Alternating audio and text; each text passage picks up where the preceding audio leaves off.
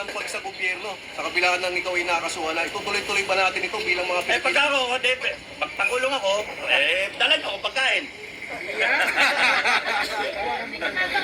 Dado, medyo personal, kinakabahan po ba kayo sa inyong kaso? Hindi, kasi nga, ano yan it is meant to harass yung kaso. It is meant to silence me. Magtago ako, ganun yung kay Bantag, ganun yung kay Kibuloy, ganun yung kay, David. Kay Tibis. Kay Harry Roque ngayon. Dinidipit nila. Yung sa akin, nung pinailan ako, may nag-offer na tumakbo ako. Ino-offeran daw na patakbo yung... Hindi ko tinanggap. No? So, sabi ko, harapin ko. Even if makulong ako, kung gusto nyo ikulong ako, gusto nyo akong pasikatin nyo ako. Sige, malaman natin.